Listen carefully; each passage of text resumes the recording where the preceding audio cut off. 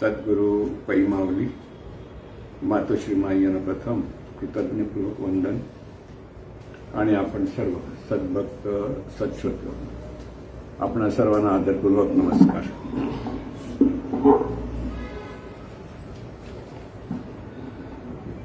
आजचा जो प्रश्न आहे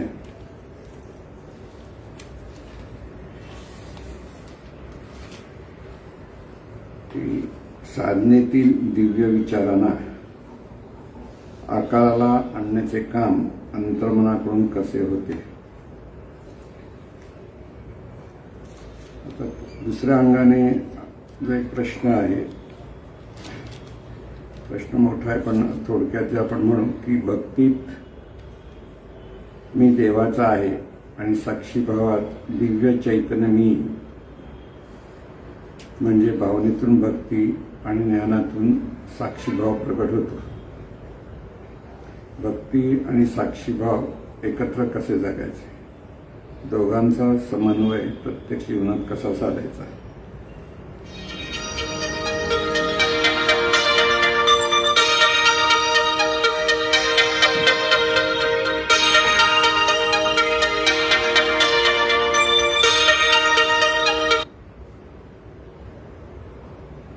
बहिर्मन आणि अंतर्मन,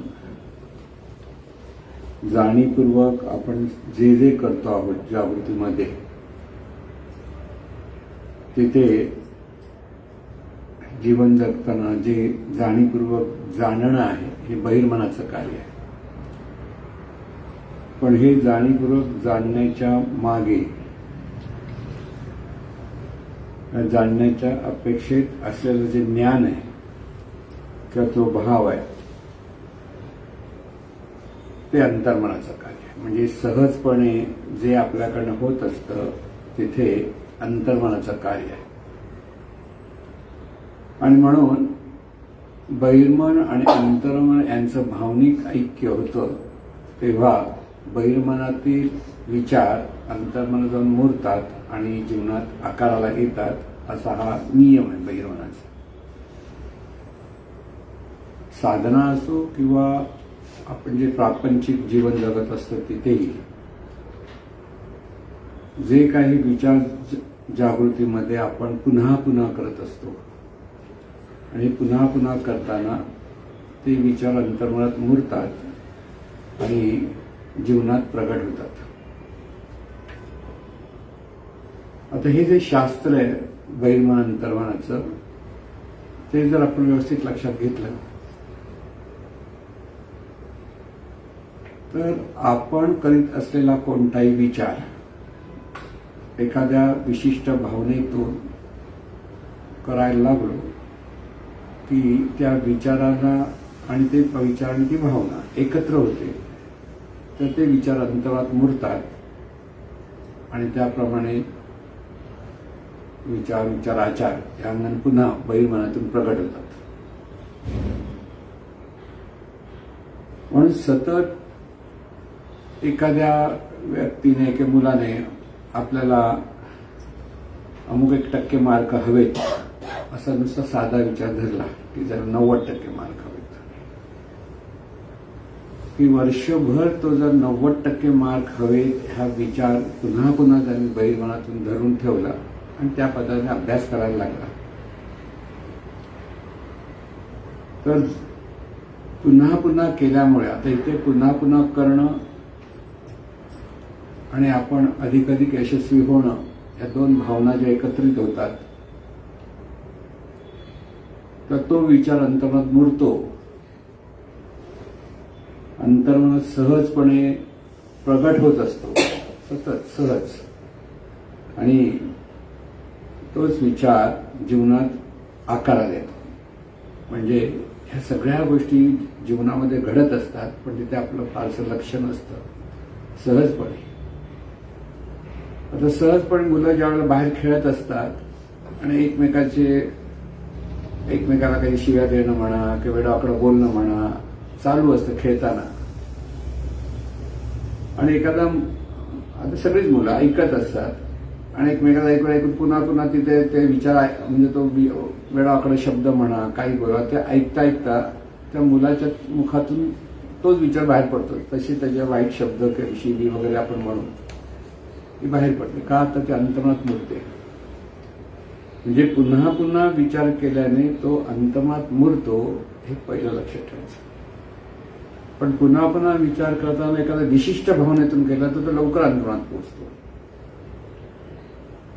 मग तो द्वेषाची भावना असते तरी तो अंतरात पोहोचतो, आणि आपलेपणाची भावना असली तरी तिथे तो अंतराळात पोहोचतो, आणि त्याप्रमाणे जीवनात आकाराला येतो. इथे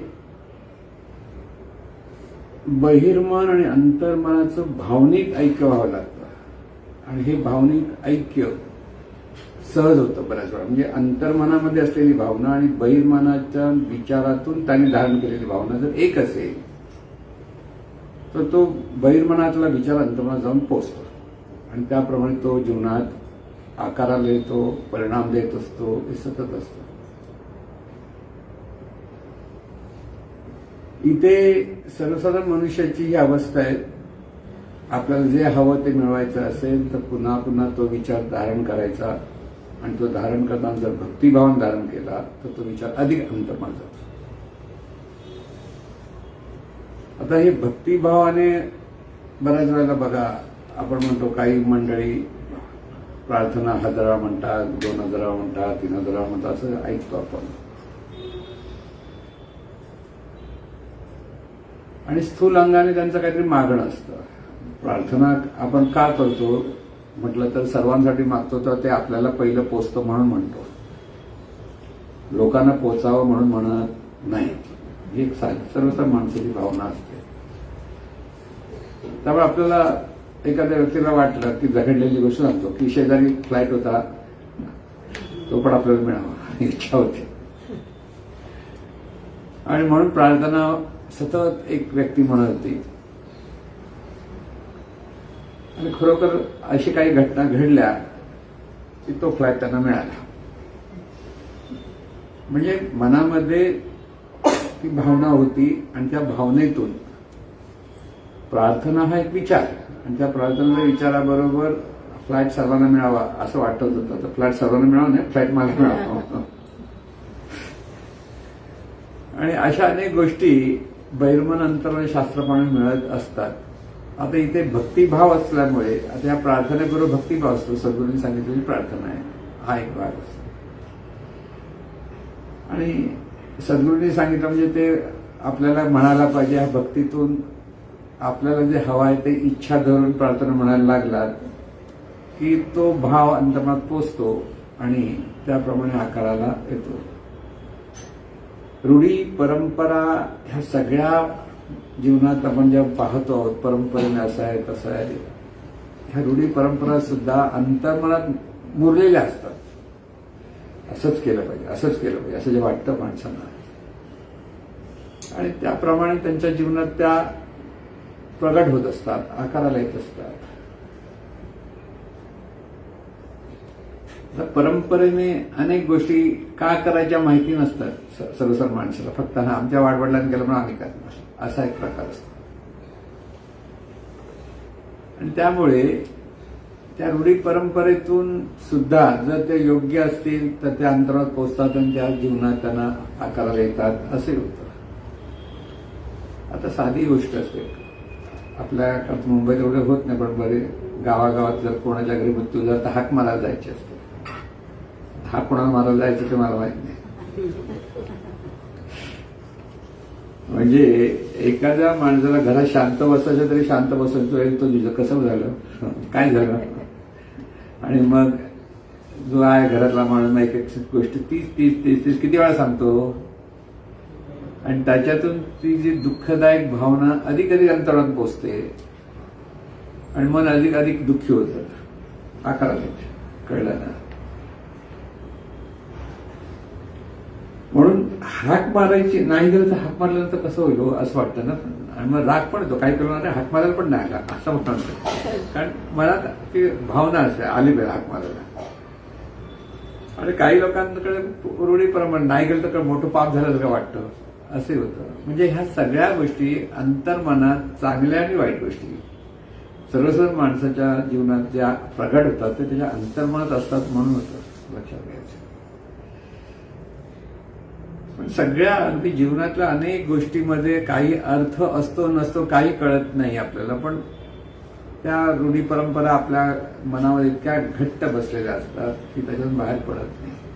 सर्वसाधारण माणसं बाहेर पडू शकत नाही.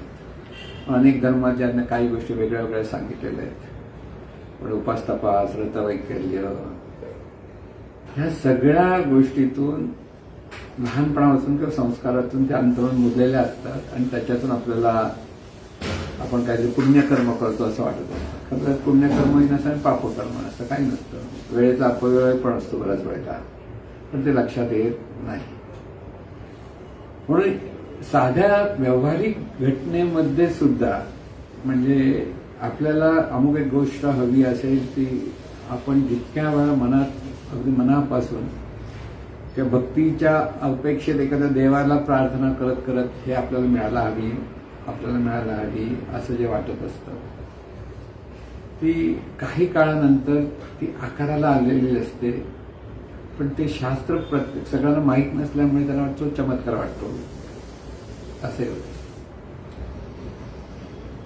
आता इथे साधनेतले दिव्य विचार आणि तेही आकाराला अंतर्मनाकडून आकाराला यायचे असतील तर नेमका काय केलं पाहिजे तो प्रश्न ह्याच अंगाने आपल्याला लक्षात घेता येतो. साधनेतले दिव्य विचार कोणते हा पहिला प्रश्न. साधनेतला दिव्य विचार म्हणजे हे सर्व जीवन चैतन्य स्वरूपातून निर्माण झालेला आहे हा दिव्य विचार. जे आहे ते चैतन्य स्वरूप आहे एक पहिला. म्हणजे सर्व ब्रह्मांड जे आहे, सर्व पशुपक्षी आहेत, वनस्पती आहेत, झाडे आहेत, माणसं आहेत, सर्व काही विविध रूपाने जे जे प्रगट आहे ती सर्व रूप एका चैतन्य स्वरूपाची आहेत हा दिव्य विचार आहे. कळत नाही. एकाच चैतन्य स्वरूप, एकच चैतन्य स्वरूप सर्व रूपारूपाने प्रगट आहे आणि प्रत्येक रूपामध्ये ते चैतन्य स्वरूपच असतं. जसं मातीच्या भांड्यात माती, सोन्याच्या दागिन्यात सोनं, तसं प्रत्येक रूपात चैतन्य स्वरूप असतंच. हे दोन सिद्धांत लक्षात घ्या. हे वेदांनी किंवा ऋषींनी संतांनी सांगितलेलं ज्ञान आहे की परमेश्वर ज्याला आपण म्हणत असतो तो ज्ञानमार्गाच्या अपेक्षेत ते अनंत चैतन्याचा सागर आहे. अथांग सागरात आपण आहोत आता प्रत्येक. हे संपूर्ण ब्रह्मांड सुद्धा अथांग सागरात आहे.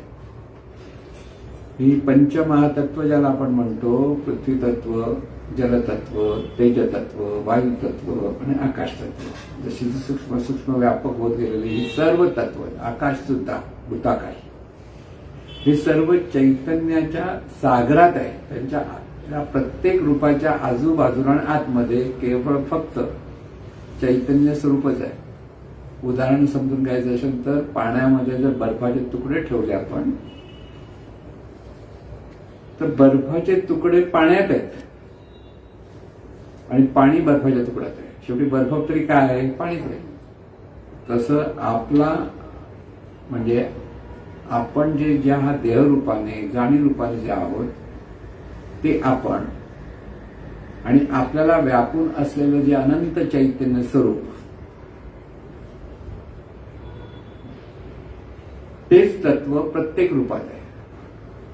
म्हणजे चैतन्य स्वरूप आपण वेगळे नाहीत स्वरूपाकडनं पाहिजे. म्हणजे पाण्याकडनं पाहिलं तर बर्फ आणि पाणी वेगळं नाही. बर्फाकडून पाण्याकडे पाहिलं तर बर्फ वेगळं आणि पाणी वेगळं आहे पाण्याची दृष्टी. तसं आपण आपल्याकडनं जेव्हा सगळीकडे पाहतो तर सगळी विविध रूपं दिसतात आणि ही सगळी विविध रूपं चैतन्याच्या सागरात आहे ही एक दृष्टी येते. पण ते चैतन्य स्वरूप मी रूपाने प्रगट आहे म्हणून स्वरूपाकडून जेव्हा सर्व रूपांकडे पाहतो सर्वत्र मीच आहे. म्हणजे एक एक एक एक आपल्याला दिव्य विचार कोणते ते पहिले लक्षात. हे ज्ञान आहे ते दिव्य ज्ञान आहे. आता हे दिव्य ज्ञान सद्गुरू आणि शिष्य असा ज्यावेळेला शिष्याचा अनुग्रह सद्गुरूकडे झाल्यानंतर सद्गुरू शिष्याला हे ज्ञान विविध पद्धतीने देण्याचा प्रयत्न करत असतो. परंतु हे ज्ञान जर अंतर्मनात मुरायचं असेल, आता हे अंतर्मनाचा विचार, अंतर्मनामध्ये हे विचार, आता हे विचार आहेत. सगळं जे सांगितलेलं ज्ञान आहे म्हणजे विचार आहेत की एकच चैतन्य स्वरूप आहे आणि ते चैतन्य स्वरूप सर्वत्र अनंत रूपे प्रगट आहे आणि प्रत्येक रूपामध्ये ते चैतन्य स्वरूपच असतं. साध्या भाषेत सर्वत्र परमेश्वरी शक्ती आहे आणि मी म्हणणारी ते परमेश्वरी शक्तीचंच अंग आहे, ते स्फुरण आहे. आणखी सोप्या भाषेत आपण सगळी परमेश्वराची लेकरं आहोत. म्हणून प्रत्येकाकडे पाहताना आपण परमेश्वराचे आहोत ह्या भावात पाहत राहणं हा भक्ती मार्ग सांगितला. ज्ञानमार्ग आणि भक्ती मार्ग वेगळे नाहीच, भाषा वेगळी आहे आणि त्याच्यातून भावना वेगळी असते. ज्याला चैतन्याचं स्वरूप म्हणतात, सर्व उपाधी माझी गुप्त चैतन्य असे सर्वगत ते तत्वज्ञ संत स्वीकारती. सर्वत्र चैतन्य आहे, सर्व उपाधी माझी. म्हणजे वाघ असला तरी चैतन्य आहे, हरण असलं तरी चैतन्य आहे, गवत असलं तरी चैतन्य, माणूस म्हटलं तरी चैतन्य. रूपाच्या अपेक्षा सगळे वेगळे आहेत, प्रत्येकाचं कार्य सगळं वेगळं आहे, प्रत्येकाचे नियम सगळे वेगळे आहेत, प्रत्येकाचं आयुष्यामध्ये जे नियम आहेत तेही वेगळे आहेत. पण शेवटी सर्व एका चैतन्य स्वरूपाचे रूप आहेत. हा बोध आपल्याला पाहता, ह्याला म्हणतात समत्वाने पाहणं. सगळीकडे पाहताना चैतन्य स्वरूपच आहे हे पाहणं, हे सतत पाहता आलं पाहिजे. त्याला म्हणतात चैतन्य भावातून पाहणं, त्याला साक्षी भावातून पाहणं म्हणतात. आणि आपण म्हणून जे आहोत ते चैतन्य स्वरूपाचे आहोत, की चैतन्य स्वरूपाचेच देवाचा मी आहे हा जो भाव निर्माण होता म्हणतात भक्तिभाव. म्हणून भक्तिभावामध्ये भावना आहे. भक्तिभाव म्हटल्यानंतर देवभाव म्हणजे देवभाव म्हणजे देवाशी माझा जो संबंध आहे त्याला आपण देवभाव म्हणतो. आपला संबंध आहे देवाशी, परमेश्वराशी आपला संबंध आहे, सद्गुरूंशी आपला संबंध आहे. जसं एकेकाची जशी भावना आहे त्याप्रमाणे त्या भावातून प्रत्येकजण पाहत असतो. म्हणून सद्गुरू भाव असं म्हटल्यानंतर शिष्याच्या ठिकाणी सद्गुरूशी त्याचा जो संबंध आहे तो जोडत असतो. म्हणजे तिथे भक्तीमध्ये एकरूपतेचा भाव असतो. रूपाकडून स्वरूपाकडे एकरूप होण्याचा मार्ग म्हणजे भक्ती मार्ग. आणि स्वरूपच आहे आणि प्रत्येक रूपारूपामध्ये स्वरूप आहे हा ज्ञानमार्ग. पण इथे भक्तिभावातून अंतर्मनामध्ये दिव्य साधनेचे की दिव्य साधनेचे जे दिव्य विचार आहेत, परमार्थाचे दिव्य विचार आहेत, ते अंतर्मनात मिळवण्यासाठी भक्ती मार्ग हा सर्वात सोपा मार्ग आहे. इथे जो शिष्य आहे त्याला सद्गुरूंवरती नितांत श्रद्धा असावी लागते. भक्ती मार्गामध्ये श्रद्धा आहे, परत लक्षात ठेवा. ज्ञान मार्गामध्ये देवभाव निर्माण झाला तर श्रद्धा आहे, पण नुसता ज्ञानमार्गाच्या अंगाने पाहता आलं तर ते श्रद्धा नसते. आणि त्यामुळे नुसतं ज्ञानमार्गातून पाहणारे ज्ञानमार्गी बऱ्याच वेळा ते कडक दिसतात, कोरडे असतात, भावना त्यांना नसते असं म्हणतात. मी चेहरा तसा असतो आणि बोलणं ठोक बाय ठोक असतं. तुला बरं वाटतं की मला बरं वाटतं नाही, चुकतं असं याचा बोलण्याचा एक स्वभाव असतो. भक्ती मार्गामध्ये सद्गुरू ओरडतात तेही प्रेमानेच बोलल्यासारखं वाटतं, कारण तिथे भक्ती मार्ग असतो. तो ओरडणं नसतं, तिथे सांगणं बोलणं हे आपलेपणातून असल्यामुळे तिथे शक्यतो दुखावलं जात नाही सद्गुरूकडनं. शिष्याला आणि शिष्य सद्गुरूंना दुखवू शकत नाही. असा तो एक भाग असतो की जे काही असेल नाही पटल्या काही गोष्टीचा म्हणजे तरी त्या भक्तीतून शिष्य त्या स्वीकारत जातो. भक्ती मार्गामध्ये श्रद्धा असल्यामुळे हा फायदे आहेत. म्हणून अंतर्मनात मुरण्यासाठी श्रद्धा हवी. परत लक्षात, श्रद्धा हवी म्हटल्यानंतर श्रद्धा हा जो भाव आहे श्रद्धेचा, श्रद्धा म्हणजे जे आहे ते तसंच्या तसं स्वीकारणं, तिथे कोणती शंका नाही. उडी मार म्हटलं तर उडी मारायची, खाली बघायचं ना किती खोल आहे. ज्ञानमार्गामध्ये बुद्धीचा वापर असतो, किती खोल आहे असा आणि म्हणणं उडी मारणार असे होतं. कारण किती खोल आहे आणि कसं आहे ती भीती वाटणार. ज्ञानमार्ग मग इथे भावना नसते. भक्ती मार्गामध्ये भावना असते. सद्गुरूंनी सांगितलं उडी मार, डोळे दाखवून उडी मारणार, तिथे दुसरं कारण तिथे श्रद्धा असते. लक्षात घ्या. म्हणून खरा सद्गुरू भेटावा लागतो परमार्थामध्ये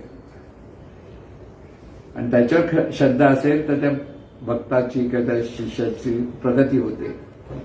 जर दांभिक सद्गुरू म्हणजे सद्गुरू दांभिक कसं म्हणायचं, पण खरा रुपया आणि खोटा रुपया असं म्हणतो ना आपण, खरा पैसा खोटा पैसा, तसं हे जग द्वंद्वात्मक आहे.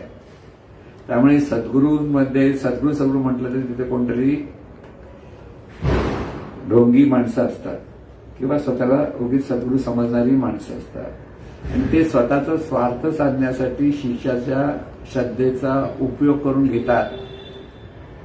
आपली सगळी कार्य करून घेण्यासाठी असे बऱ्याच ठिकाणी असतात की कामं करून घेतात सगळी आणि कामं करून घेतल्यानंतर सद्गुरूसाठी करतायत हा भाव दिला जातो. केवढं पुण्य मिळतं तुम्हाला, केवढं पुण्य मिळतं. इथे परमार्थ म्हटलं की तिथे जी साधना येते तिथे दिव्य ज्ञान हा एकमेवच मार्ग असतो. म्हणजे भक्तीमध्ये सुद्धा हे दिव्य ज्ञानच असावं लागतं आणि ते सद्गुरूच ती ज्ञानाचं बीजरोपण करत असतात की सर्वत्र ईश्वरी शक्ती आहे. वासुदेव नांदे चराचरी म्हणजे सर्वत्र हे दिव्यत्व आहे, दिव्य स्वरूप आहे. प्रत्येक रूपामध्ये ते चैतन्य स्वरूप आहे. समजत नाही आणि चैतन्य म्हणून पण समजत नाही. परमेश्वर तरी कुठे समजतो. परमेश्वर म्हटलं की आपण रूप पाहायला जातो, तर परमेश्वर हा अरूप आहे. परमेश्वर रूपच नाही. देवा नाही रूप, देवाने नाव, देवा नाही गाव, खोटे काही असं संत सांगतात. मग आपण नाव घेतो तर कोणाचं घेतो, कल्पनेतून घेतो. हा देवाला नाव नाही तर नाव दिलं तर कसं व्हायचं, पण ती सोय म्हणून घेतलं जातं. असा वेगळा वेगळा मार्ग आहेत. पण इथे पुन्हा पुन्हा स्मरण करणं हा महत्वाचं लक्षात की इथे हे जे चैतन्य स्वरूप आहे की जी परमेश्वरी शक्ती आहे ती एकच सर्व रूपामध्ये प्रगट आहे. हे आकलन जोपर्यंत होत नाही तोपर्यंत तो विचार मुरत नाही. चुकीचं आकलन झालं तर चुकीच्या अंगाने मुरला तर चुकीच्या अंगाने त्याचा परिणाम दिसतो. चुकीच्या म्हणजे जसा आहे तसा नाही, जसा आहे तसा नाही म्हणजे सर्वत्र पाहताना केवळ चैतन्यच आहे हे पाहता आलं पाहिजे. समुद्रामध्ये अनेक लाटा आहेत पण सगळ्या लाटांना पाहताना ते फक्त समुद्रच आहे पाहतो. त्या लाटेतला फरक काहीच उरत नाही. सगळ्या लाटा सम होतात. तशी ही सगळी रूपांकडे समत्वाने पाहता आलं पाहिजे की जे जे आहे ते सगळी चैतन्य स्वरूपाची रूप आहेत, परमेश्वराची रूप आहेत. भक्तीच्या मागे चैतन्य म्हटलं की ती परमेश्वरी, परमात्मा, ब्रह्म, परब्रह्म हे सगळे शब्द त्या चैतन्य स्वरूपाला दिलेले आहेत. खरं त्या चैतन्य स्वरूपाला नाव नाहीये, काहीच नाही. नाव म्हणजे भाषा ही नंतर आली, पहिलं निर्मिती आहे, त्याच्या अगोदर ती स्वरूप आहे हे लक्षात ठेवायचं. म्हणून रूपांना नावं दिली जातात, स्वरूपाला नाव नसतं असं म्हटलं जातं. नामरूप असा शब्द जो वापरला जातो त्यासाठी होतो. म्हणून अंतर्मनात मुरण्यासाठी पहिली श्रद्धा लक्षात ठेवा. ही श्रद्धा कशी निर्माण होते हा महत्वाचा मुद्दा आहे. इथे दोन गोष्टी लक्षात ठेवा. विश्वास आणि श्रद्धा असे दोन शब्द आपण वापरतो. बहिर्मनातून एखाद्या गोष्टीवर आपण विश्वास ठेवतो. त्यामुळे एखादी व्यक्ती चांगली व्यक्ती हा विश्वास आहे. एखादा डॉक्टर खूप चांगला आहे आमचा डॉक्टर हा विश्वास आहे. एखादा सोनं खूप आमचा सोनार चांगला आहे खरं सोनं देतो. आता तो काय त्याचा माहित नाही, पण विश्वास आहे. पण दुसऱ्याने कधी तुमच्या सोनाराकडे आणलेलं सोनं आणि दुसऱ्या तुमच्या शेजाऱ्याने कोण सांगितलं, अरे तुमच्या सोन्यामध्ये ना थोडंसं तांब जास्त टाकलं दिसतं, तांबट रंग, तर विश्वास डळमळतो. अरे बापरे, असं आहे. कारण सोनं माहीत नसतं, आपण विश्वास नाही व्हायचं, 100 नंबरी सोनं आहे असं म्हणत असतो. कारण दागिना घालताना काहीतरी थोडं मिक्स करावंच लागतं, आणि ते केल्याशिवाय त्यामुळे थोडं कमी जास्त प्रमाण झालं तर सोन्याच्या वजनात फरक पडतो. कळलं ना? म्हणजे 1 तोळ्याचं सोनं 1 तोळ्याचं नसतं, त्यात आणखी मिक्स झालेलं काही धातू आहेत. पण इथे विश्वास होतो ना, आमचं सोनं चांगलं आहे. पण तिथे श्रद्धा नसते. जर कोणी दुसऱ्या बाजूने सांगितलं, बघा माझं सोनं बघा, तुमचं सोनं बघा, असं करायला लागलं की वाटतं अरे हो रे, तुझं चमकतंय, असं माझं चमकत नाही. मग विश्वास गेला म्हणून समजा, मग विश्वासात डळमळीत होतो. बहिर्मनातला विश्वास असतो. श्रद्धा ही अंतर्मनात प्रगट होते. कशी होते? प्रथम विश्वास असतो. त्या विश्वासाने, आता कसं आहे की काही संत मंडळी, जसं गेलो तर आपण साईबाबा म्हणा, साईबाबांना अनेक लोकांची श्रद्धा आहे असं आपण म्हणतो. पण प्रथम साईबाबा ज्यांना माहित नाही त्यांना कोणतरी साईबाबा असे मोठे संत होऊन गेली गोष्ट सांगतात. हाही अडचणीत असतो. मग साईबाबा आपल्या अडचणीतून सगळा मार्ग देतात हे सांगितलं जातं. मग प्रपंचातल्या अडीअडचणी सोडवण्यासाठी मग बरेच लोक शिर्डीला जायला लागतात. एकदा दोनदा गेल्यानंतर श्रद्धेनं, आता तिथे खरं श्रद्धा नसते, विश्वास असतो. आणि सांगितलं आहे आपल्याला जवळच्या बाजूला, मग करेल बाबा साईबाबा बघा, साईबाबा बघा, साईबाबा. तिथे साईबाबांची भक्ती केली जाते, नमस्कार केला जातो, फुला ती वाहिनी जातात, हे पुन्हा पुन्हा केलं जातं. आणि एखादी अनुकूल घटना त्यावेळेला घडते. आता ते खरं अंतर्मनाचं शास्त्र आहे, पुन्हा पुन्हा महिला अंतर्मनात पोचतं. पण तो अनुभव आला की विश्वासाचं रूपांतर श्रद्धेत होतं. लक्षात घ्या, तिथे साईबाबा म्हणजे दिव्य स्वरूप की देव, ह्या भावात आपण सर्वजण साईबाबांची भक्ती करतो. म्हणजे जेवढे साई भक्त आहेत त्यांना साईबाबा हे देवच आहेत, की देवाचा अवतार आहेत, हाच भाव असतो त्यांच्याकडे. आता इथे ही जी भक्ती आहे, इथे भक्तीतले 99% का त्याच्यापेक्षा जास्त 99.99% लोक प्रपंचातले प्रॉब्लेम सॉल्व्ह होण्यासाठी साईबाबांची भक्ती करतात. बघा तुम्ही, खरा परमार्थ हा देव होण्यात आहे. खरा परमार्थ प्रपंचातले प्रश्न सोडवण्यासाठी परमार्थ केला जातो. पण प्रपंचातला प्रश्न सुटण्याच्या पलीकडे मनाची अवस्था गेली पाहिजे, आणि त्या अवस्थेतून प्रत्येक जीवनाकडे पाहण्याची जी प्रगल्भ दृष्टी निर्माण होते ती देव होणं हा प्रकार आहे. पण तो कळायला कठीण आहे. पण सर्वसाधारण माणसं आपली भक्ती जी आहे, म्हणजे सिद्धिविनायकाकडे आज खूप प्रचंड गर्दी असते. अगदी पहाटे उठून लोक चालत जातात. अमिताभ बच्चन पण त्यांच्या घरातून चालत असं बरेच वर्षापूर्वी पेपरमध्ये आलं होतं. अनेक लोक जातात. त्यामागे काय श्रद्धा आहे. ज्ञानाच्या अधिष्ठान असलेली श्रद्धा ही डोळत श्रद्धा असते, आणि अज्ञानातून ठेवलेली श्रद्धा ही अंधश्रद्धा असते. जीवनविद्येचा एक सिद्धांत आहे, डोळत श्रद्धा खरी श्रद्धा मनाला खुदा करते, आणि अंधश्रद्धा माणसाला गद्दा करते. म्हणजे मूर्ख माणसाला आणखी मूर्ख बनवतात असं सरळ. पण डोळत श्रद्धा असेल, ज्ञानातून ठेवलेली श्रद्धा माणसाच्या ठिकाणी प्रगती साधण्यासाठी उपयुक्त ठरते. म्हणून श्रद्धा हवी. म्हणून इथे सद्गुरू आणि शिष्य हे जे नातं असतं तेव्हा सद्गुरूंवरती प्रचंड श्रद्धा असावी लागते. प्रचंड श्रद्धा म्हणजे तिथे बुद्धीचा वापर करायचा नसतो म्हणजे होतच नाही. ज्याला श्रद्धा तो बुद्धीचा वापर करत नाही. सगळं सद्गुरूंना सोडून टाकलं असं म्हणतो, देवावर सोडलं म्हणतो. तिथे स्वतःची हुशारी करायला जात नाही. तिथे परत म्हटलं की तिथे खरी सद्गुरू असायला हवे, आणि ते खरं ज्ञान त्यांच्याकडनं मिळायला हवं. पण आपल्याला खरं ज्ञान ह्याच अंगाने आपण चिंतन करतो, पण एक सावधपणा म्हणून आपण सांगतो की कसं असतं जीवनात.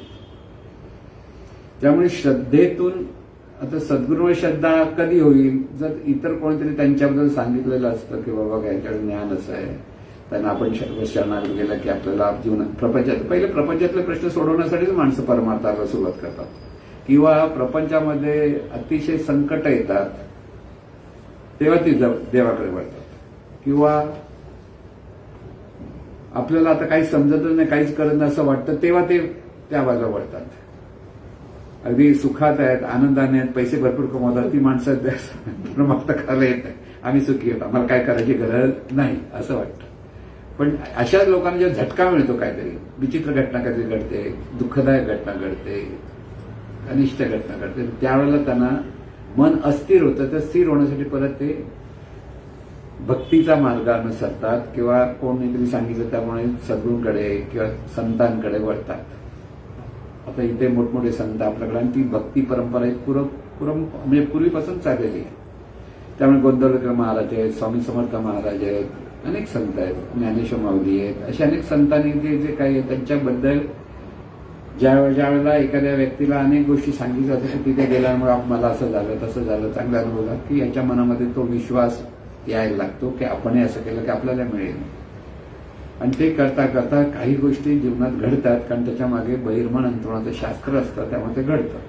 पण तिथे भक्तीही असावीच लागते, श्रद्धाही असावीच लागते, त्याशिवाय नाही होत. म्हणून अंतर्मनामध्ये श्रद्धा, त्यामुळे पहिली गोष्ट अंतर्मनात दिव्य विचार मुरण्यासाठी सतत श्रद्धेने तो अभ्यास करायचा असतो. श्रद्धा महत्वाची, सद्गुरूंवरती नितांत श्रद्धा पाहिजे, सद्गुरूंप्रती नितांत कृतज्ञता असायला हवी. म्हणजे सद्भावना जितक्या असतील तितक्या सद्भावना अंतर्मनात मुरतात, दोन तिथे भावनिक ऐक्य होतं, तेव्हा ते सहज प्रकट होतं. ज्यांच्याकडे सद्गुरूंवरती श्रद्धा आहे, निष्ठा आहे, निष्ठा पण असते. आता निष्ठा म्हणजे काय लक्षात घ्या. कसं आहे, एक एक शब्द आपण वापरतो. बरेच लोक आम्हाला माहिती आहे परमात्मा ज्ञान, टीव्हीवर ते महाराज, हे महाराज, ते महाराज, आम्ही सगळ्यांचं ऐकतो. ते निष्ठावंत नसतं, ते एक इकडून तिकडून फिरणारे लोक असतात. निष्ठावंत म्हणजे सद्गुरूच्या ठिकाणी सद्गुरू तत्व आहे हे एकदा अनुभव आल्यानंतर तो साधक, तो खरा शिष्य उगी इकडे तिकडे फिरत बसत नाही. सद्गुरूंचं ज्ञान पूर्ण आत्मसात होईपर्यंत तो निष्ठेने ते करत असतो. म्हणजे निष्ठेने म्हणजे ते दृढ धरून करत असतो. मग ती निष्ठा असायला, कारण 10 ठिकाणी तुम्ही ऐकायला लागले सगळे व्यवस्थितच सांगत असतात, चुकतात असं नसतं. पण प्रत्येकाची भाषा वेगळी, बोलण्याची पद्धत वेगळी, मार्ग वेगळा, आणि नवीन साधकाला ते जर सगळ्या गोष्टी ऐकायला तर तो हे करू की ते करू, ते करू की हे करू, असं ज्याच्याकडे संभ्रम असतो, कोणाचं खरं कोणाचं, कारण त्याला कळतच नसतं. कारण ती भाषा म्हणजे गुह्य ज्ञान कळायला त्याला वेळच लागणार. आणि त्यामुळे एकाच सद्गुरूंकडनं हे ज्ञान घ्यावं हे पुन्हा पुन्हा आपण सांगतो. पण जर तुमच्याकडे परिपक्वता आली तर सगळ्या ज्या सद्गुरूंचं तुम्ही ज्ञान ऐका, तुम्हाला ते कळतं की आपल्याला जे आपल्या सद्गुरू सांगतेच हे सांगतायत, तेच हे सांगतायत. भाषा वेगळी असते, थोडासा मार्ग वेगळा असतो, एवढंच काहीतरी फरक असतो. म्हणून ते निष्ठा हवी, श्रद्धा हवी, 2 गोष्टी महत्वाच्या आहेत. तिसरी गोष्ट, पुन्हा पुन्हा चिंतन हवं. चिंतन साधना म्हणतो आपण. जे हे दिव्य विचार आहे ते आपल्या मनात पुन्हा पुन्हा घोळवत राहिले पाहिजे. ते अत्यंत श्रद्धेने, सद्भावनेतून पुन्हा पुन्हा आपल्याला चिंतन असायला पाहिजे, आपल्या स्वतःकडे, प्रत्येक साधकाकडे. आणि त्या चिंतनातून मन प्रगल्भ होत जातं सतत. म्हणजे इथे श्रद्धा आली, निष्ठा आली, पुन्हा पुन्हा चिंतन आलं, आणि चौथी गोष्ट अशाच विचाराच्या लोकांचा संघ हवा. म्हणून सद्गुरूंचे जे शिष्य आहेत, जे निष्ठेने करतायत, श्रद्धेने, त्यांनी संघ धरला पाहिजे, संघ केला पाहिजे. कारण तिथे ह्या विषयावरती चर्चेतून प्रश्न, आणि प्रश्नातून परत सद्गुरूंकडनं उत्तर घ्यायची. प्रश्न, चर्चा आहे, सद्गुरू काय म्हणतात, आपल्याला काय कळलं, चर्चा करायला काही हरकत नसते. पण चर्चा करता करता प्रश्न निर्माण होतात, आणि ते प्रश्नाचं उत्तर घ्यायला सद्गुरूंकडून घ्यायचं. आपण त्याचं उत्तर देण्याचा आधी प्रयत्न न करता सद्गुरू काय सांगतात ते समजून घ्या. म्हणून सद्गुरूंच्या समोर बसलेल्या शिष्याने जास्त बडबड करू नये. बरोबर, सद्गुरू आम्ही असं केलं, सद्गुरू असं केलं, त्यांच्या आई झालं, त्याचं सद्गुरू काय बोलतो ते लक्षात नसतं. काही लोक सद्गुरूला प्रश्न विचारतात आणि ते उत्तर देताना ते भलतीकडे बघत असतात, मग ह्यांना गरजच नसते. असे नमुने आहेत, नमुने मिळतात, आपले दिसतात असे. तिथे सहज बोलती हाची उपदेश इतकी श्रद्धा सद्गुरूंकडे जवळ गेल्यानंतर असायला ते काय बोलतायत, काय सांगतायत, खरोखर प्रश्न असं तो विचारता आला पाहिजे. म्हणून प्रश्न ही पडत असतात, ते प्रश्न आपण लिहून ठेवले पाहिजे आणि सद्गुरूंकडनं त्याची उत्तरं घेत राहिली पाहिजेत. कारण त्या चर्चेतून अधिक ज्ञान प्रगट होतं की तिथे मनाची प्रगल्भता वाढते आणि ते अंतर्मनात मुरण्याची प्रक्रिया सुरू होते. लक्षात घ्या. म्हणून सत्संग हवा. कोणता? सद्गुरू जे सांगता आहे त्या ज्ञानाचं चिंतन करणाऱ्या साधकांचा संघ हवा आणि ते सद्गुरूंशी त्याबद्दल चर्चा करायला हवी. तिथे ही चर्चा, प्रश्न उत्तर, म्हणजे प्रश्न ह्या प्रत्येकाला विचारता आले. म्हणून म्हटलं प्रश्न प्रत्येकाने विचारले पाहिजेत. का? जर आपण सतत चिंतन करायला लागलो की प्रश्न पडतात. अरे हे असं केलं तर कसं आहे, एखाद्या 10 ठिकाणी कसं चैतन्य आहे, प्रश्न आहेत खरे. कारण ते न दिसणारं तत्व आहे, त्यामुळे प्रश्न हे पडणार. किंबहुना आपण व्यवहारामध्ये वागताना अरे हे वागलं बरोबर आहे की हे वागलं बरोबर आहे असे प्रश्न पडतात. योग्य काय असेही प्रश्न बरेच पडतात. पण हे सगळं आपल्याला सद्गुरूंकडून घेऊन त्याच पद्धतीने वागता आलं पाहिजे. आपण घेतो पण त्याच पद्धतीने वागतो ह्याची गॅरंटी नसते. मग तिथे श्रद्धा कमी पडली, निष्ठा कमी पडली, मग ते अंतर्मन मुरायला वेळ लागणार. खरंच लक्षात घ्या. आपल्या अंतर्मनामध्ये पूर्वी असलेली देवाची प्रतिमा, परमेश्वर म्हणजे देव किंवा अमुक तमुक हे सर्व देव देवता आहेत, त्यांची पूजा म्हणजे आपण भक्ती करतो आहोत, ही भावना ही परंपरेने अंतर्मनात मुरलेली गोष्ट आहे. मूर्तीपूजक जे आपण आहोत त्यांच्याकडे ती करणं चुकीचं आहे की बरोबर आहे बघायला गेलं तर तिथे देवभाव आणि देवभावातून तिथे ते स्मरण करणं हे वाईट गोष्ट नाही, ते चांगलीच आहे. देवळात जाणं वाईट आहे की चांगलं आहे. सद्भावनेतून जातो, तिथे देवभाव असतो, मन शांत असतं, स्थिर असतं, ह्या सगळ्या चांगल्या गोष्टी आहेत. पण त्या सर्वांना काही मर्यादा आहेत. जोपर्यंत ज्ञान मिळत नाही तोपर्यंत सगळ्या गोष्टी ह्या अगदी तो अंतर्मनामध्ये मुरवण्याच्या दृष्टीने कमी पडतात. दिव्य ज्ञान अंतर्मनात मुरण्यासाठी सद्गुरूंच्या मुखातूनच हे ज्ञान ऐकायला पाहिजे, वाचून होत नाही. काही साधकांच्या ठिकाणी वाचन, आम्ही भरपूर वाचन करतो, आम्हाला सगळं माहिती आहे असं म्हणतात. माझ्याकडे आणखी एक साधक आहेत, ते म्हणलं मी ह्यांचं वाचतो ते वाचतो, सतत साधना करतात. आणि मग प्रश्न कधीच विचारतो. मी म्हटलं समोर इथे बसा, सगळ्यांबरोबर नाही बसणार, मला एकट्यातून येऊन घेऊन बोलत तसं तर बोलतो. म्हणजे असा अभ्यास होत नाही. इथे नेहमी लक्षात ठेवायचं की ते सतत चिंतन पाहिजे. आणि सद्गुरूंनी दिलेली साधना हे अंतर्मनात मुरवण्यासाठीच असते. जितकी साधना समजणं कठीण आहे ती साधना करता करता ती सोपी होते आणि ती सोपी असल्यामुळे त्याच्यातून ती अंतर्मनात मुरते. आपण सांगत असलेले स्वयंस्मरण हे अंतर्मनात मुरण्यासाठीच आहे. नामस्मरण पुन्हा पुन्हा करा हे अंतर्मनात मुरण्यासाठीच आहे.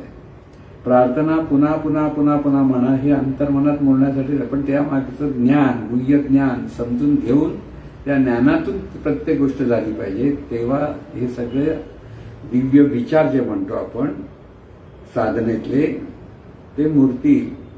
म्हणून संघ हवा. परत सांगतो, जोपर्यंत संघ म्हणजे कसं, सगळे आपण सद्गुरूंचे शिष्यामुळे कोणाही बद्दल असूया येता कामा नये. पहिलं जिथे संघ निर्माण होतो तिथे बऱ्याच वेळेला असूया निर्माण होते, त्याच्यातून द्वेषभावना निर्माण होते आणि ती साधकाच्या साठी घातक ठरते.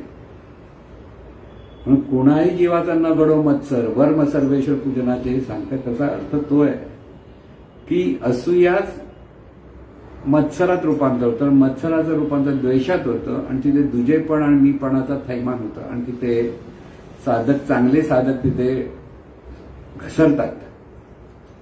मग आपण सद्गुरूंचे आहोत आणि सर्व जो संघ आहे तो सगळ्या लोक जी भक्त मंडळ ती सद्गुरूंचीच आहेत. तिथे दुजेपणा असताच कामा नये.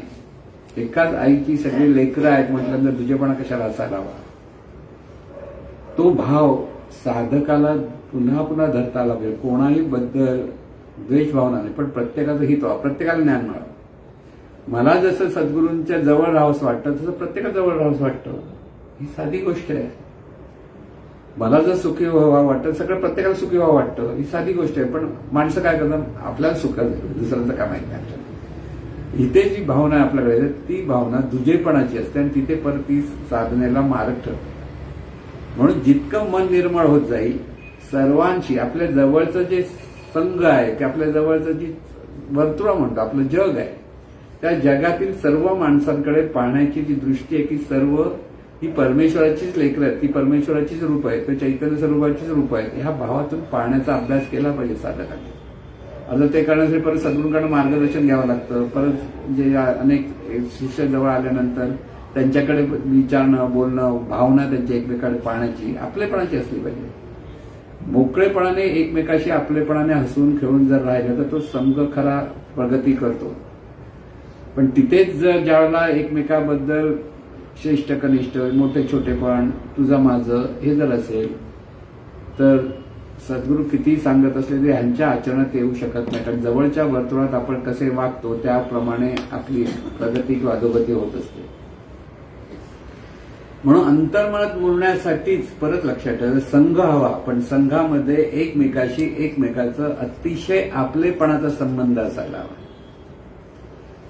एखादा साधकाचा अभ्यास जास्त असू शकतो, एखादा कमी असू शकतो, त्याबद्दल कसली अशी येता कामा नये की आपण सद्गुरूंकडनं आपल्या कुवतीनुसार आपण प्रत्येक जणांनी ज्ञान घेत राहायचं असतं. प्रत्येकाची साधना कोणाची जास्त असेल कमी असेल हे प्रत्येकाच्या पिंडावर असतं. त्यामुळे तिथे सद्गुरूंच्या जवळ सर्व सद्गुरूंचेच आणि आपणही सद्गुरूंचे हा भाव असला पाहिजे. सगळी किरण सूर्याचीच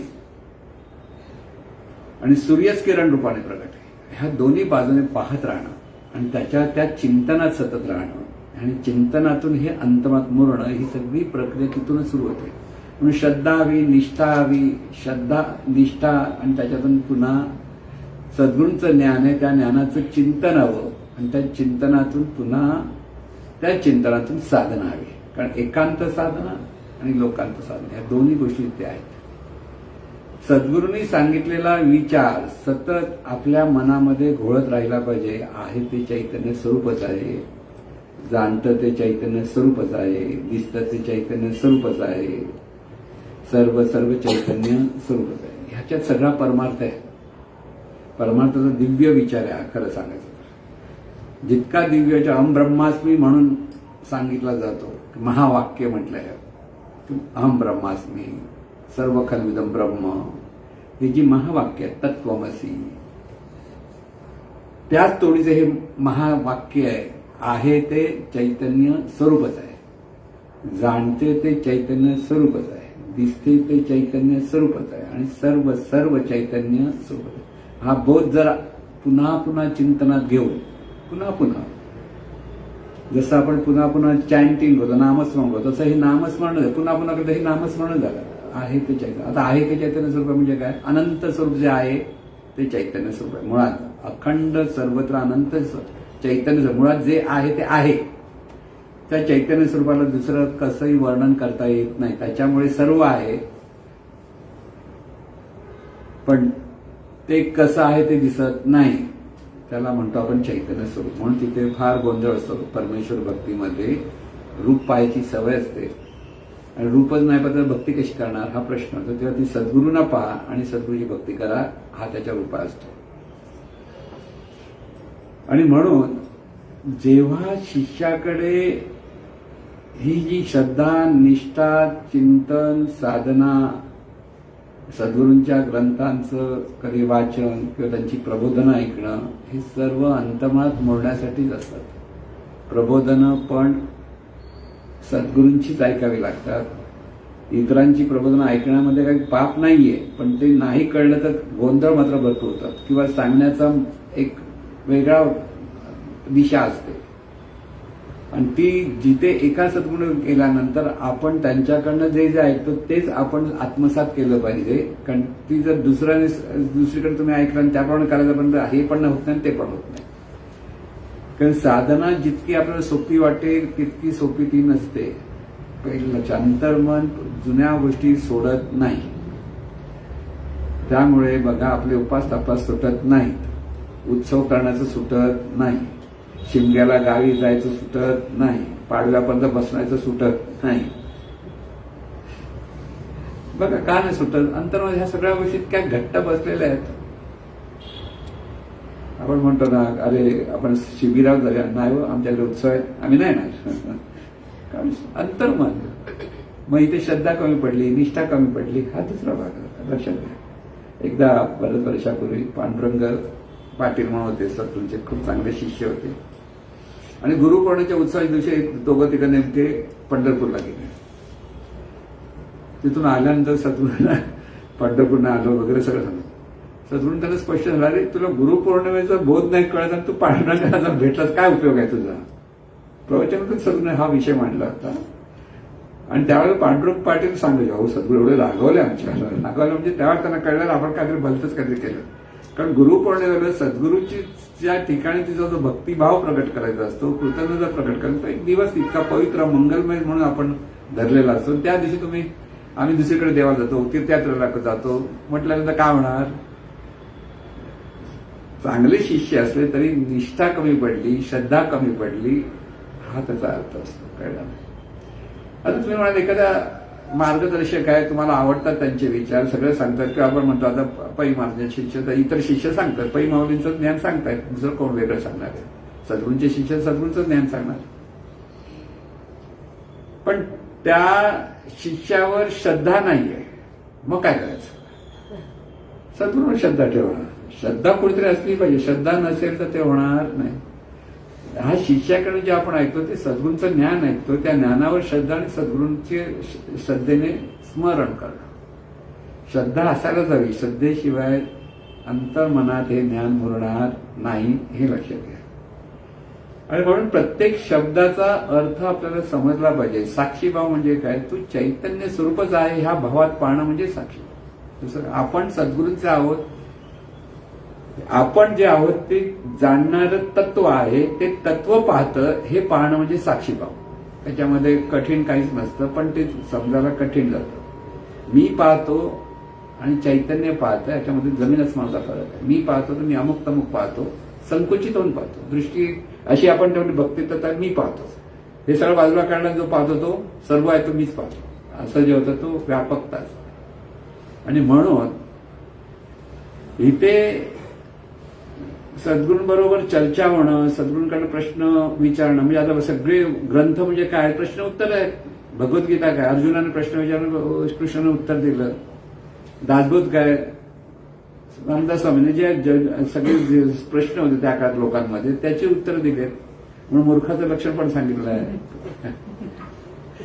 ज्ञान सांगताना पहिलं मूर्ख कोणते सांगितलं? कोण ऐकत नाही ते मूर्ख कसे मूर्ख? एवढं जाड अध्यायामध्ये एवढं किती मूर्ख? तुम्ही म्हणत मूर्ख म्हणून मूर्खाचा विचार मूर्ख होऊन जाऊ. त्यामुळे ते जास्त ना फक्त थोडंसं बघा पुढे पडायचं. ज्ञानाचा विचार करा. ज्ञानी काय? ज्ञानी कोण? असं जर असेल ते कळलं पाहिजे. कळलं ना? कारण ज्या गोष्टी आपल्या अंतरात कुठे मोडते ते सांगता येत नाही, म्हणून नकारात्मक विचार बघायचा नाही. आपल्याला परमार्थ म्हणजे खऱ्या साधकाला परमार्थ काय? ही जी जाणीव आहे ही दिव्यतेने प्रगट झाली पाहिजे, म्हणजे देव झाली पाहिजे. देव म्हणजे दिव्यत्व, त्या जाणीवेतून ही जाणीवेने सगळं कार्य केलं पाहिजे. तिथे मी अमुक हा भाव तिथून निघून गेला पाहिजे, हा परिणाम आहे. तो मी अमुक नाही तर आहे ते सगळं चैतन्य स्वरूपच आहे. ह्या भावातून जेव्हा एखादा साधक परिपक्व होतो, त्या भावातून पाहतो, त्या ते खरं दिव्य विचार त्याच्या जीवनात प्रगट झाले म्हणून समजा. आणि त्याच्यातून जो प्रगट झाल्या भावनेतून जो पाहतो आणि तो साधक जेव्हा मार्गदर्शन करतो त्याला सद्गुरू म्हणतात. सद्गुरू म्हणजे तत्व आहे. सद्गुरू म्हणजे एखादी व्यक्ती नाही. लक्षात ठेवा. सद्गुरू म्हणजे ते अनंत स्वरूपच, त्या अनंत स्वरूपाच्या ज्ञानातून एखाद्या शरीरातून प्रगटीकरण होतं. त्या शरीराच्या अपेक्षेत त्यांना आपण सद्गुरू म्हणतो. म्हणून सद्गुरू हे परब्रह्मच आहे हा भाव तिथे शिष्याकडे असला पाहिजे. म्हणून गुरु ब्रह्मा, गुरु विष्णू, गुरुदेव महेश्वरा, गुरु साक्षात परब्रह्म, तस्मै श्री गुरु. माझ्या डोळ्याला दिसणारे परब्रह्म आहे. शिष्याच्या ठिकाणी प्रचंड श्रद्धा असली पाहिजे, निष्ठा असली पाहिजे. नुसते शब्द लावून उपयोग नाही, पण ती श्रद्धा पहिली मनात खरोखर निर्माण व्हावी लागते. जे अनुभव येतात त्या अनुभवातून येतो. काय अनुभव येत नाही मग श्रद्धाच येत नाही. आम्हाला काय अनुभवच येत नाही मग श्रद्धा कशी होईल? श्रद्धेसाठी अनुभवांची गरज आहे. सद्गुरू जे सांगतात त्याप्रमाणे वागता वागता त्याचे अनुभव यायला लागतात आणि प्रत्येकाचे अनुभव वेगळे असतात. परत लक्षात ठेवा, म्हणजे नवऱ्याला आलेला अनुभव बायकोला येत नाही आणि बायकोला असलेला अनुभव नवऱ्याला कळत नाही. मग एकमेकाला जर अनुभव सांगताना अरे मला आलं ना तुला कसं काय येणार, हे बरोबर नाही असं ना. मग अशी चर्चा कधी अनुभवाची चर्चा आपसत करायची नाही, ती सद्गुरूंकडे जाऊन सांगायचं. आपसत सांगितलं तर गोंधळ होऊ शकतो. एखाद्याला अनेक चांगले अनुभव येतात आणि त्यावेळेला बरोबर असलेली आता पत्नी म्हणाली मी बाजूला बसते, मी साधना करते, ह्यांच्यावर मला का नाही येत, असा प्रश्न पडू शकतो. पण प्रत्येकाचं प्रारब्ध, प्रत्येकाची पुण्याई, प्रत्येकाचा प्रयत्न, प्रत्येकाची श्रद्धा, निष्ठा, ह्या सगळ्या त्याच्यामध्ये असतात. त्याच्यावर प्रत्येकाचा अनुभव असतो आणि तो अनुभव वेगळा असला तरी त्या दिशेनेच गेला पाहिजे. आहे ते चैतन्य स्वरूपच आहे, हा भाव पक्का झाला पाहिजे. जे जे दिसतं ते सर्व चैतन्य, जे आहे ते जाणतं. म्हणून मी म्हणणारं जाणणारं तत्व आहे, ते जाणणारं तत्व आहे. मी अमुक नाही तर ते जाणणारं तत्व आहे, तोच दिव्य स्वरूप आहे. हा भाव पक्का झाला पाहिजे. हा दिव्य विचार आहे पहिला. म्हणून ही जाणीव आहे आणि ही जाणीव दिव्यत्वाने प्रकट झाली पाहिजे. ती जाणीव आज मीपणाने प्रकट होते. तो मीपणा बाजूला गेला पाहिजे, तो परमार्थ. लक्षात, मीपणा बाजूला गेला की परमार्थ सुरू झाला. अहंकारा गेला तुका म्हणे देव झाला, असं जे म्हटलं ना, की देव पाहा गेलो देते देवची होऊन ठेवलो. तुका म्हणे धन्य झालो आजी विठ्ठला भेटलो. जेव्हा विठ्ठल कुठे आला, जेव्हा देव पाहायला ते देव होऊन गेलो, तो विठ्ठल झाला. विठ्ठल होऊन विठ्ठलाला पाहायचं असतं, विठ्ठलापासून वेगळं होऊन विठ्ठलाला पाहता येत नाही. आणि म्हणून हे सगळ्या विचारांचं चिंतन म्हणजे विचार, परत लक्षात घ्या, जसं प्रपंचामधले विचार मूर्तात आणि प्रगट होतात, तसं हा दिव्य विचार सुद्धा पुन्हा पुन्हा चिंतनातून, चर्चेतून, सद्गुरूंशी चर्चा करून करून हे सगळं काही ते अंतर्मन मुरत असतं. आणि त्याच्यातून प्रत्येकाला लवकर, काही लोकांना लवकर, काही लोकांना उशिरा, प्रत्येकाचं प्रारब्ध आहे. लक्षात ठेवा, किती प्रयत्न, दोघे चौघे सारखाच प्रयत्न करतात, पण एकाला लगेच, एखादा जर उशिरा होतं. का असं होतं? पूर्व प्रारब्ध आहे त्याचं, प्रारब्धाने त्याला ते मिळत असतं. आणि ते प्रारब्धाने त्याला जे मिळतं त्यामुळे तिथे असूया येता का, त्याला कसं मिळालं, मला का नाही मिळत, सद्गुरूंनी काय वेगळं सांगितलं का, असं होतं ना. ज्यावेळेला एकलव्याने कुत्र्याला तोंड बंद केलं तेव्हा अर्जुनीच्या मनात शंका आली, अरे आपल्यापासून लपून हे विद्येपर्यंत एकलव्याला पण देतात काय, कारण त्याने झालं हे माझे गुरु आहेत. त्याचा तो भाव होता. आणि द्रोणाचार्यांना पण प्रॉब्लेम वाटला, अरे बापरे ह्याला, कारण तो राजकुमार, हा एकलव्य भिल्लाचा मुलगा, ह्याला कसं काय वेगळं सांगितलं गेलं. असूया निर्माण झाला, म्हणून त्याने असूया त्याची घालवण्यासाठी मात्र महापाप केलं द्रोणाचार्य, अंगठा कापला. लक्षात घ्या, म्हणून युद्धामध्ये मुंडी गेली. ऍक्शन रिॲक्शन असते. म्हणून सद्गुरू असं म्हणजे द्रोणाचार्य म्हणजे गुरु आहे. हा सद्गुरू असं कधी सांगत नाही, सद्गुरू कोणाबद्दल असूया ठेवत नाही. कारण असूया ही आपल्या पारमार्थिक साधनेमधला भला मोठा अडथळा, हे भल्या भल्या लोकांना माहीत नाही, भल्या भल्या साधकांना. म्हणून सद्गुरू ज्यावेळेस सांगतात सगळे आपलेच आहेत, ह्या भावातून, आपल्यापणातून सगळ्यांशी वागता आलं पाहिजे. कोणाही बद्दल तिथे दुजा भाव असता कामा नये. दिसतील वेगळे वेगळे वागताना, पण आपण मात्र त्यांच्या भलेपणाच्या विचारातूनच सावधपणे जीवन जगावं. प्रत्येक माणूस जीवभावातून जगत असतो. तिथे तामसी वृत्ती असते, राजसी वृत्ती असते, सात्विक वृत्ती असते. तीन पद्धतीने कमी जास्त प्रमाणात प्रत्येक व्यक्तीकडे ते होत असतं. आणि त्यामुळे तिथे साधकाने सावध होऊन संबंध ठेवावा. चांगलं बोलावं, चांगलं वागावं, काय किती जवळ जाऊन किती लांब राहावं हे कळलं पाहिजे. आपलेच आहेत, त्यांचं भलं व्हावं आणि त्या पद्धतीने आपल्याकडनं ते त्यांच्याशी बोलणं वागणं सगळं आपल्यापणातून झालं पाहिजे. पण त्यांच्या घरात घुसायचं नाही. घरात म्हणजे खाजगी खुर्चीत घुसायचं नाही. आम्ही नाही म्हणतो नाक खुपसायची आपल्याला खूप सवय असते. तू कशी साधना कर, सांग मला काय करतो. त्याची साधना तू सद्गुरूंना विचारून समजून घे ना. तो काय करतो त्यासाठी जाऊ नकोस, कळलं ना. पण प्रत्येक जण आपापल्यापर्यंत प्रयत्न करत असतो आणि त्यामुळे ते सांगण्याचा काही गरज नसते. म्हणजे आपली साधना जग जाहीर करायची गरज नसते. प्रत्येकाने आपल्या मनापासून ती केली पाहिजे. आणि तिथे जर काही अडचणी असतात ते सद्गुरूंकडनं मोकळ्या करून घ्यायच्या असतात. तिथे मात्र मोकळ्या झाल्याच पाहिजे, त्या नसतील तर गोंधळ होतो. म्हणून खूप काही करावं लागतं का नाही. श्रद्धा पाहिजे, निष्ठा पाहिजे, चिंतन पाहिजे, साधना पाहिजे, वाचन पाहिजे, लोकांशी लोकसंग्रह हवा. लोकांशी आपलं वागण्याचा जो प्रगट ज्ञानातून प्रत्येकाशी कसं वागायचं हे कळायला लोकसंग्रह म्हणजे प्रॅक्टिकल, थिअरी आणि प्रॅक्टिकल. सद्गुरूंकडनं विचारांची थिअरी कळली, त्याचा अभ्यास केला, त्या अभ्यासातून परत तुम्ही सगळ्यांशी संबंध कसे वागता ते जर तुम्ही चांगले सगळ्यांशी संबंध ठेवत असाल, अगदी नम्रपणे सगळ्यांशी वागत असाल, सगळ्यांना सांभाळून घेत असाल. सांभाळून घ्यावं लागतं, माणसं सगळी सारखी वागत नाही. आपण शिबिराला जातो तर सगळे दोघं तिघं एखादा तर सगळे काही सारखे वागत नाही. एखाद्या बाथरूममध्ये बाहेरच पडत नाही, गोंधळ असतो. मग बाहेरच्या माणसाला सहनशक्ती पाहिजे. अरे नसेल गोंधळ म्हणजे अरे बाबा नको आम्हाला ह्याच्यावर ठेवू होतं ना. म्हणून मी म्हणतो सहनशीलता पाहिजे तर सगळे वेगळे आपले पार्टनर बदलायचे शिवक्री. मग आपण किती सहनशील आहोत, किती लोकांना सांभाळून घेतो, किती प्रेमाने समजून घेतो, सगळं कळतं. कारण इथे आपला अभ्यास, निरीक्षण परीक्षण ही एक मोठी साधनं आहे की आपल्याकडे कसे विचार येतात, आपण कसे लोकांशी बोलतो, कसे वागतो, हे सतत आपल्या लक्षात आलं पाहिजे. म्हणून इथे बघा, कौतुक केलं तर अहंकार होतो असं सर्वसाधारणपणे सांगितलेलं असतं. पण आपण सद्गुरूंचे आहोत आणि ते जे कौतुक आहे ते सद्गुरूंचं कौतुक आहे, हा भाव असेल तर अहंकार येणार कशाला? इथे श्रद्धा आहे, निष्ठा आहे ते सद्गुरूंचं आहे की आहे ते चैतन्य स्वरूपाचं आहे, ते चैतन्य स्वरूप हे सांगितलं तिथे अहंकार येतच नाहीये. खरं सांगत म्हणजे अहंकार करून घाबरत पण बसायला नको. काही लोक म्हणतात अरे असं करता अहंकार आहे, त्याचं कौतुक करायला अहंकार आहे आणि त्याचा अहंकार त्याला येऊ दे. तू कौतुक कर ना आधी, तुला कौतुकच करताना तर कसं बोलशील, संबंध ठेवशील. चांगला आहे एखाद्याचा आहे, चांगलं कौतुक आहे, छान आहे. हे कौतुकाचे शब्द साधकाकडे असायला हवेत. असं नाही तू अहंकार येईल म्हणून मी बोलत नाही असं म्हटलं तर याच्याकडे अहंकार भरपूर म्हणून त्याला अहंकार आठवतो, असा तो प्रकार असतो. आणि म्हणून आपल्याला सर्व सुखी व्हावे म्हणजे सर्वांना हे ज्ञान प्रकट व्हावं. आणि म्हणून जे जे सद्गुरूंच्या जवळ आहे ते आपण सगळे त्या सद्गुरूंचेच हातपाय आहोत, अवयव आहोत. तितकंही त्यांच्याशी एकरूप बघून राहिलं पाहिजे. हात डावा उजवा असे कधीच भांडत नाही की पायाशी भांडत नाही. प्रत्येक जण आपापलं कार्य करतो, त्यांच्या पिंडाप्रमाणे त्यांचं कार्य चालू आहे. पायाचं काम पाय करतो, हाताचा हात काम करतो, डोळ्याचा डोळा काम करतो. हे जसं एकाच शरीराकडे आहे तसं ही सर्व जी शिष्य मंडळी जी सद्गुरूंच्या जवळ येतात, साधक मंडळी, त्यांनी आपण सद्गुरूंचे अंग आहोत.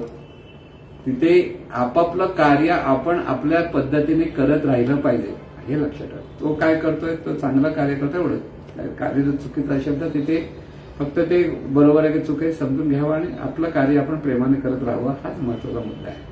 म्हणजे मन निर्मळ होणं, सद्भावनेने सर्वांकडे पाहणं, सद्भावनेतून आपल्यामुळे सर्वांना आनंद मिळत राहावा. त्या ठिकाणी आपण चांगले त्यांच्याबद्दल मागणं मागावं, प्रार्थना करावी, हे सगळं आपल्याकडे असायला पाहिजे.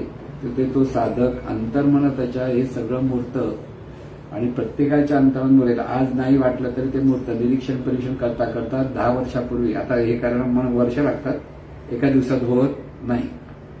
म्हणजे आपल्याकडे म्हण आहे ती हळद होगोरी, म्हणजे एक रात्री प्यायचं, सकाळी गोरायकडे आरशात पाहायचा गोरावडा. अनेक वर्ष लागायला लागतात, तिथे हळूहळू होतं. म्हणजे चांगली गोष्ट हळूहळू होते.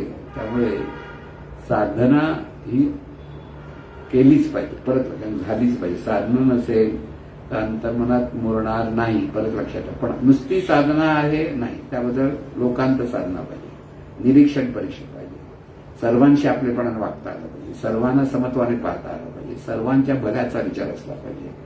मी फक्त माझ्यापुरती विचार करत असेल तर ती साधक नव्हे.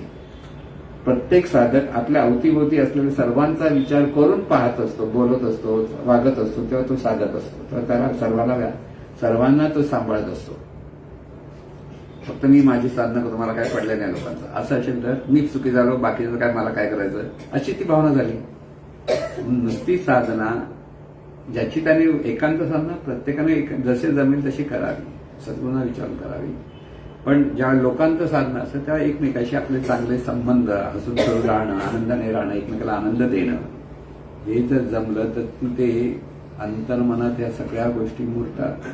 म्हणजे ते भक्ती हवी, परत लक्षात. भक्ती नसेल तर अंतर्मन मुरत नाही. श्रद्धेतून भक्ती निर्माण होते. भक्तीतून श्रद्धा की श्रद्धेतून भक्ती असं जेव्हा आपण म्हणतो तेव्हा ती श्रद्धेतून भक्ती निर्माण होते, आपोआप होत नाही.